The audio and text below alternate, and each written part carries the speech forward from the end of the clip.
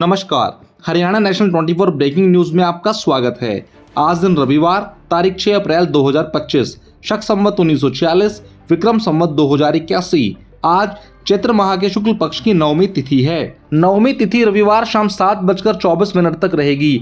6 अप्रैल को चैत्र नवरात्र का 9वां दिन है। साथ ही रविवार को रामनवमी भी मनाई जाएगी। 6 अप्रैल को शाम 6:55 तक सुकर्मा योग रहेगा। साथ ही रविवार को पूरा दिन पूरी रात पार कर सोमवार सुबह 6:25 तक पुष्य नक्षत्र रहेगा।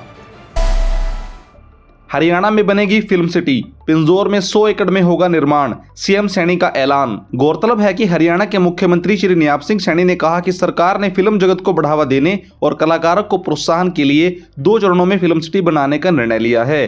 पहले चरण में जिला पंचकुला के पिंजौर में 100 एकड़ में फिल्म सिटी बनाई जाएगी। इसके लिए जमीन निर्धारित की जा चुकी है। जल्द ही फिल्म सिटी का निर्माण कार्य शुरू हो जाएगा। दूसरे चरण में गुरुग्राम में फिल्म सिटी का निर्माण किया जाएगा। इसके लिए जमीन की चयन की प्रक्रिया जारी है। इससे सिनेमा जगत से जुड़े कलाकारों को न केवल फायदा बल्कि प्रदेश में रोजगार के नए अवसर भी सृजित होंगे। मुख्यमंत्री शनिवार को महर्षि दयानंद विश्वविद्यालय में सिने फाउंडेशन हरियाणा व महर्षि दयानंद विश्वविद्यालय के संयुक्त तत्वाधान में आयोजित 2 दिवसीय फिल्म महोत्सव के समापन समारोह में बतौर मुख्य अतिथि संबोधित कर रहे थे। इस मौके पर मुख्यमंत्री ने श्रेष्ठ फिल्मकारों को पुरस्कार देकर सम्मानित किया और विषम संवाद केंद्र को 21 लाख रुपए की अनुदान राशि देने की घोषणा की। न्याप सैनी ने फिल्म जगत से जुड़े कलाकारों की मांगों पर आश्वासन देते हुए कहा कि दूरदर्शन पर हफ्ते में एक बार हरियाणवी फिल्म का प्रदर्शन करने के संबंध में प्रसार भारती से बातचीत जारी है।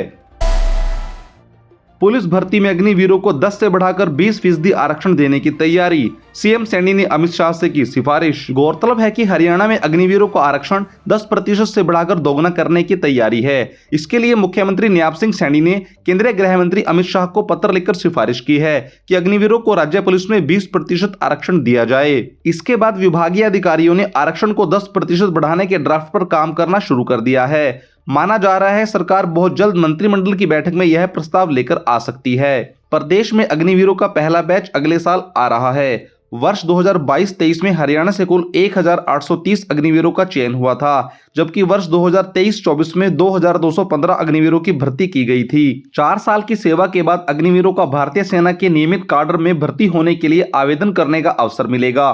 प्रत्येक बैच के 25% अग्निवीरों को उनकी सेवा अवधि के दौरान किए गए प्रदर्शन और निर्धारित शर्तों के आधार पर यह अवसर प्रदान किया जाएगा। वक्फ बिल को लेकर कांग्रेस पर जमकर बरसे सीएम सैनी, कहा मुसलमानों और देश को नुकसान पहुंचाया। बता दें कि हरियाणा के मुख्यमंत्री श्री न्याप सिंह सैनी ने वक्फ बिल को लेकर प्रतिक्रिया देते हुए कांग्रेस पर निशाना साधा है। उन्होंने साल 2013 में वक्फ अधिनियम की शुरुआत का हवाला देते हुए कांग्रेस पार्टी पर तुष्टीकरण की नीति का आरोप लगाया है। उन्होंने कहा कि कांग्रेस ने तुष्टीकरण की राजनीति की और 2013 में वक्फ अधिनियम पेश किया। इससे वक्फ बोर्ड, मुस्लिम और देश को नुकसान पहुंचा। कांग्रेस ने जो भी गलतियां की, पीएम नरेंद्र मोदी सरकार उनमें सुधार कर रही है। उन्होंने कहा कि 14 अप्रैल को डॉक्टर BR अम्बेडकर जयंती के अवसर पर प्रधानमंत्री मोदी हिसार हवाई अड्डे से विभिन्न विकास परियोजनाओं और हवाई यात्राओं का उद्घाटन करेंगे। इस पर बोलते हुए हरियाणा के मुख्यमंत्री न्याप सिंह सैनी ने कहा कि पीएम मोदी ने भारत को एक विकसित राष्ट्र बनाने की जिम्मेदारी ली है। यह हरियाणा, खासकर हिसार के लिए गर्व की बात है कि हरियाणा को अपना पहला एयरपोर्ट मिलने जा रहा है। इससे पहले हरियाणा के मुख्यमंत्री ने शुक्रवार को प्राचीन श्री काली माता मंदिर कालका में पूजा अर्चना की और कहा कि उन्होंने राज्य और देश के लोगों की खुशहाली के लिए प्रार्थना की है। महर्षि दयानंद विश्वविद्यालय प्रोफेसर की पीएचडी डिग्री अवैध घोषित, प्रोफेसर पद और प्रमोशन से जुड़े लाभ वापस लिए। बता दें कि पंजाब एवं हरियाणा हाईकोर्ट की सख्त कार्रवाई और अवमानना याचिका की सुनवाई के चलते महर्षि दयानंद विश्वविद्यालय रोहतक ने प्रोफेसर कुलताज सिंह की पीएचडी डिग्री को अमान्य घोषित कर दिया है। विश्वविद्यालय ने उन्हें दी गई प्रोफेसर पद की पदोन्नति और अन्य सभी लाभ को वापस ले लिया है। यह जानकारी शनिवार को कोर्ट में दी गई। कुलताज सिंह MDU के शारीरिक शिक्षा विभाग में एसोसिएट प्रोफेसर के पद पर कार्यरत थे।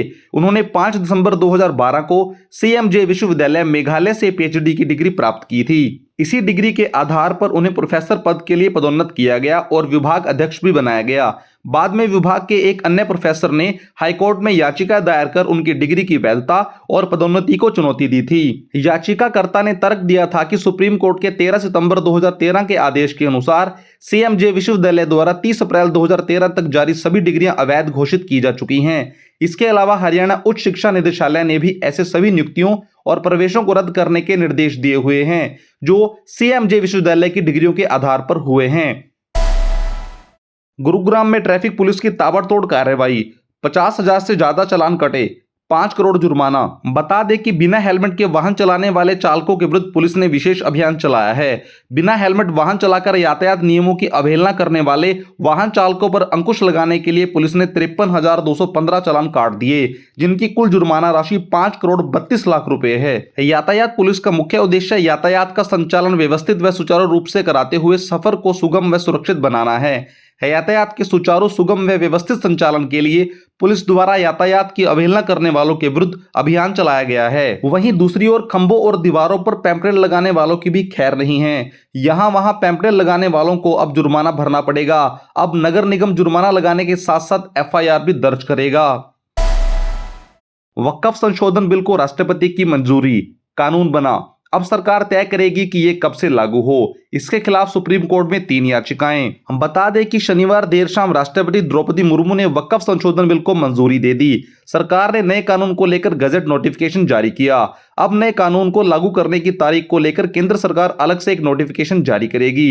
इस बिल पर 2 और 3 अप्रैल को लोकसभा राज्यसभा में 12-12 घंटे की चर्चा के बाद यह बिल पास हुआ था। नए कानून को लेकर कांग्रेस सांसद मोहम्मद जावेद, एआईएमआईआई सांसद अवसुद्दीन ओवैसी और आप विधायक अमानतुल्लाह खान ने अलग अलग याचिकाओं में सुप्रीम कोर्ट में चुनौती दी है। इन याचिकाओं में कहा गया है कि वक्फ संशोधन एक्ट मुस्लिम कम्युनिटी के साथ भेदभाव करता है। यह एक्ट मुसलमानों के मौलिक अधिकारों का भी उल्लंघन करता है। इस बिल पर केंद्रीय मंत्री ने कहा कि इस कानून का उद्देश्य वक्फ संपत्ति में हो रहे पक्षपात, दुरुपयोग और अतिक्रमण को रोकना है। इस बिल को राज्यसभा में 128 सदस्यों ने समर्थन दिया था, जबकि 95 ने इसका विरोध किया था। वहीं लोकसभा में 288 सांसदों ने इसका समर्थन किया और 232 ने विरोध में वोट डाला था। हिसार एयरपोर्ट से दिल्ली अयोध्या का किराया तय, कार से 3 गुना कम खर्चा आएगा। आने जाने में 10 घंटे कम लगेंगे। हफ्ते में 2 दिन फ्लाइट उड़ेगी। गौरतलब है कि हरियाणा के हिसार एयरपोर्ट से अयोध्या और दिल्ली का किराया तय हो गया है। हिसार से अयोध्या का 3,393 रुपए और अयोध्या से हिसार का 3,730 रुपए किराया लगेगा। वहीं हिसार से दिल्ली का किराया 1,300 रुपए रहेगा। यात्री 15 किलो तक सामान ले जा सकेंगे। प्रति यात्री यही फिक्स किया गया है। 15 किलो से ज्यादा सामान होने पर अतिरिक्त पैसे लगेंगे। 14 अप्रैल को पीएम नरेंद्र मोदी अयोध्या जाने वाली पहली फ्लाइट को हरी झंडी दिखाएंगे। फ्लाइट हफ्ते में 2 दिन उड़ेगी। वर्तमान में कार से हिसार से अयोध्या पहुंचने में लगभग 12 घंटे का समय लगता है। फ्लाइट शुरू होने के बाद यह दूरी मात्र 2 घंटे में तय की जा सकेगी। साथ ही खर्चा भी 3 गुना कम आएगा। हरियाणा में मौसम की बात करें तो अप्रैल महीने में मौसम परिवर्तनशील बना हुआ है।